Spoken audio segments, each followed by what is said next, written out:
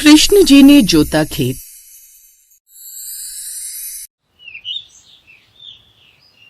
गोकुलपुर गांव में कई सालों से बारिश नहीं हो रही थी। सुभाष के पास अपने 5 खेत थे, जिनमें वो हर साल कमर तोड़ मेहनत करके बीज और खाद डालता था, परंतु बारिश न होने के कारण फसल पैदा ही नहीं होती थी और हर साल उसकी लागत और मेहनत बेकार चली जाती थी। उसके छोटे से परिवार में उसकी पत्नी साधना और 10 साल की बेटी पिंकी थी। साधना धार्मिक स्वभाव वाली महिला थी। वो कृष्ण जी की परम भक्त थी। जब वो रोटी बनाती तो सबसे पहले 2 रोटियां भगवान श्री कृष्ण के नाम की निकालकर गौ माता को खिलाती। खेती तो कब से बंजर पड़ी है, इसीलिए ठेकेदारों के यहाँ मजदूरी का काम करके घर चला पाता हूँ, जिससे थोड़ी बहुत मजदूरी मिल जाए, नहीं तो न जाने परिवार का पेट कैसे पालूं। यही सोचकर वो घर की तरफ जा रहा था, जहाँ पहुँचते ही उसने देखा, लो गाय माता, ये लो रोटी खाओ। अरे साधना, क्या तुझे पता नहीं है मैं कितनी मुश्किल से मजदूरी करके घर का गुजारा चलाता हूँ और तू आधा राशन गाय को खिला देती है। ये आप भी कैसी बातें कर रहे हो? हम लोग भगवान का दिया ही तो खाकर जीते हैं। अपने खाने से पहले अगर हम भगवान को भोग लगा देंगे तो भगवान हमसे प्रसन्न होंगे और हमारे भंडार भर देंगे। सच में तू जनपद से बहस करके कोई फायदा नहीं। तू लगा अपने भगवान को भोग, जो होगा देखा जाएगा। साधना गाय को रोटी खिलाने के बाद अंदर आकर सबको खाना परोसती है। दरअसल ये उसकी रोज की आदत थी। खाना खाने के बाद सुभाष किसी सोच में डूबा था। अजी क्या हुआ, इतने उदास क्यों हो? साधना, गेहूं की फसल बोने की ऋतु आ गई है। मैं खेतों में गेहूं बोना चाहता हूँ, पर क्या करूं, बीज, खाद और पानी के लिए मेरे पास पैसे ही नहीं है और बारिश तो होती नहीं, जिससे फसल खराब हो जाती है। अगर इस बार भी ऐसा हुआ तो मैं किसान का बेटा हूँ, खेती के बिना मैं रह नहीं सकता। देखो जी, अगर तुमने फसल बोने का निश्चय कर ही लिया है तो ठीक है। मेरे पास मेरी शादी के 2-4 गहने रखे हैं, उन्हें बेचकर बीज और खाद ले आना और फसल बो देना। आगे भगवान कृष्ण की मर्जी, जो होगा देखा जाएगा। पत्नी की हिम्मत देने पर उसकी चिंता दूर हो जाती है और फिर वो आराम से सो जाता है। अगली सुबह, साधना, मैं खेत जोतने जा रहा हूँ, तो मेरी रोटी लेकर खेत पर आ जाना। अच्छा ठीक है जी। सुभाष वहां से चला जाता है। साधना घर के काम निपटाकर और दौलत राम के लिए रोटी लेकर अपनी बेटी के साथ खेत पर जाने के लिए घर से निकल पड़ती है। सुभाष अपने खेत में कड़ी मेहनत से हल चला रहा था। सूखी जमीन को जोतने में उसका और उसके बैलों का पसीना छूट रहा था। सुभाष हुंकार भरता हुआ बैलों का मनोबल बढ़ा रहा था। तभी रोटी लेकर उसकी पत्नी और बेटी खेत पर आती हैं। अजी पिंकी के बापू, खेत बाद में जोत लेना, पहले आकर रोटी खा लो। वहीं रख दो, मैं थोड़ी देर में आता हूँ। माँ, बाबा ऐसे नहीं आने वाले हैं, मैं जाकर बाबा को बुला लाऊं? हाँ बिटिया, तेरे कहने पर वो आ जाएंगे। बाबा चलो ना, पहले रोटी खा लो। बिटिया, पहले 2-4 कैरी तो जोत लूं, फिर रोटी खाऊंगा। अगर मैं भी रुक गया ना तो बैल आलस में आ जाएंगे। तू जा, मैं आता हूँ। पिंकी वापस भारती के पास आकर बैठ जाती है और सुभाष खेत जोतने में व्यस्त रहता है। तेज धूप में भूखे पेट कड़ी मेहनत करने से वो अचानक बेहोश होकर गिर पड़ता है। माँ, बाबा बेहोश हो गए। हे भगवान, ये क्या हो गया इन्हें? अभी तो ठीक ठाक थे। हे कृष्णा, मेरे पति की रक्षा करना प्रभु। अब आसपास के खेतों में काम करने वाले किसान भी वहां आ जाते हैं। अरे भाभी, सुभाष को क्या हुआ? ये बेहोश कैसे हो गया? लगता है धूप के मारे इनकी हालत खराब हो गई है। अब किसान सुभाष को अपनी पीठ पर लाद कर उसके घर छोड़ जाते हैं। डॉक्टर सुभाष को ग्लूकोज लगा देता है और उसको होश आ जाता है। देखो, पसीना ज्यादा बह जाने से तुम्हारे शरीर में पानी की कमी हो गई है और तुम्हारा बीपी बहुत ज्यादा लो हो गया है। अब तुम्हें 10 दिनों तक बिस्तर पर आराम करना होगा, तभी तुम पूरी तरह ठीक हो पाओगे। ऐसा कहकर डॉक्टर वहां से चला जाता है। ये सब तुम्हारे इन कान्हा की वजह से हुआ है। वो यही चाहते हैं कि हम आजीवन गरीब बने रहें। ऐसा मत बोलो, कृष्ण मुरारी तो बड़े दयालु हैं।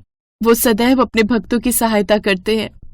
विश्वास है तो उनको बोलो कि मेरा खेत जोत कर जाए, नहीं तो आज के बाद मैं तुझे उनके नाम की रोटी गाय को नहीं खिलाने दूंगा। समझ ले तू अच्छी तरह से।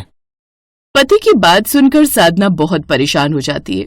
वहीं देवलोक में बैठे भगवान कृष्ण दोनों पति पत्नी की बातें सुनकर मुस्कुराने लगते हैं। क्या हुआ प्रभु, आप मुस्कुरा क्यों रहे हैं? कान्हा बड़े नटखट हैं, ये समझ गए हैं कि अब इनकी परीक्षा की घड़ी आ गई है। सत्य कहा भ्राता, अब मुझे स्वयं धरती पर जाकर इसका खेत जोतना ही पड़ेगा। अरे वाह, फिर तो मैं भी धरती लोक पर चलूंगा, बड़ा मजेदार नजारा होगा। हाँ, फिर तो हम भी ये नजारा देखने चलेंगे। भगवान श्री कृष्ण देवलोक से धरती लोक पर आ जाते हैं। कृष्ण ने पारंपरिक किसान की तरह धोती बांधी, कंधे पर हल उठाया और खेत की ओर चल पड़े। अरे, हमारे कान्हा के हाथ में बांसुरी की जगह हल, ये तो बड़ा अनोखा नजारा है। कान्हा, ये खेल नहीं है, यह श्रम है जो भूखे पेटों को तृप्त करेगा। तुम्हें देखकर सब प्रेरित होंगे। राधे, प्रेम से किया गया श्रम भी आनंद है। देवलोक से देख रही गोपियां और सभी देवता कान्हा जी को धरती लोक पर हल चलाता हुआ देख उन पर फूलों की वर्षा कर रहे थे। सारे खेत जोतने के बाद वो उनमें बीज भी बो देते हैं, जिसके बाद वो साधना के सपने में आते हैं। साधना, मैं तुम्हारी भक्ति से बड़ा प्रसन्न हूँ और अच्छे से जानता हूँ कि तुम मेरी परम भक्त हो। तुम्हारे पति ने तुम्हारे सामने जो शर्त रखी थी वो मैंने पूरी कर दी है। मैंने तुम्हारे सभी खेत जोत दिए हैं। आज के बाद वो कभी बंजर नहीं होंगे। सुबह होते ही तुम अपने खेतों में अपने पति के साथ जाना, और इस बार इंद्रदेव की कृपा से वर्षा भी खूब होगी। मेरी कृपा सदैव तुम्हारे और तुम्हारे परिवार पर बनी रहेगी। तुम्हारे सभी दुख दूर हो जाएंगे। बस तुम इसी प्रकार मेरी भक्ति करती रहना। ये बात सुनते ही वो झट से जाग जाती है, जिसके बाद सुबह होते ही वो अपने पति को सारी बात बताती है और उनके साथ खेत की ओर चली जाती है। जहाँ पहुँचते ही वो वहाँ का नजारा देख हैरान रह जाते हैं। सारे खेत किसी ने जोत दिए थे। मुझसे गलती हो गई प्रभु, जो मैंने आपको खेती करने के लिए कहा। तभी कुछ देर बाद बारिश भी हो जाती है और बारिश पड़ते ही सुभाष के खेतों में फसलें लहलहाने लगती हैं। सुभाष के खेत में तो बहुत ही बढ़िया फसल पैदा होती है। कुछ दिनों बाद फसल कटती है और सुभाष का घर आंगन खुशियों से भर जाता है।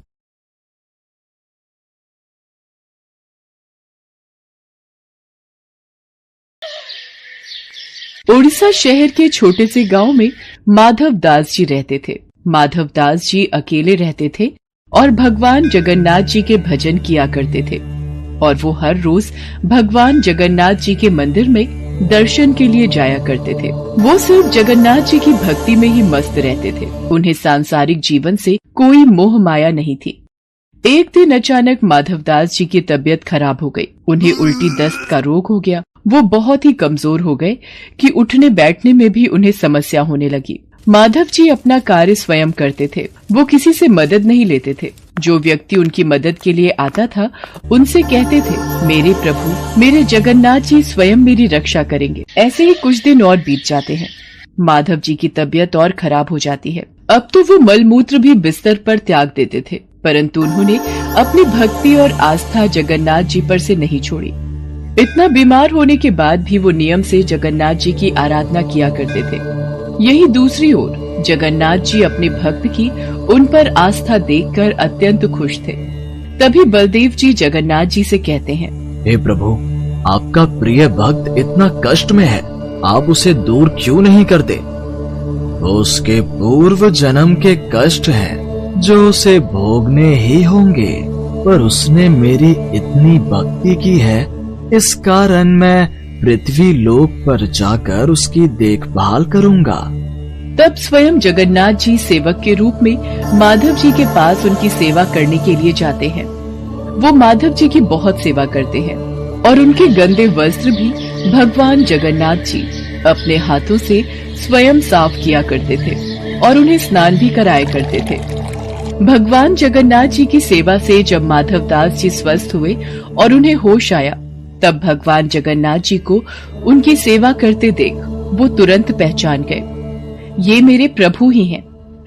देखो माधव, मुझसे भक्तों का कष्ट सहा नहीं जाता, इसी कारण मैं तुम्हारी सेवा करने के लिए स्वयं आया हूँ। और जो पूर्व जन्म के कष्ट तुम्हारे भाग्य में लिखे हुए हैं, वो तो तुम्हें भोगने ही पड़ेंगे।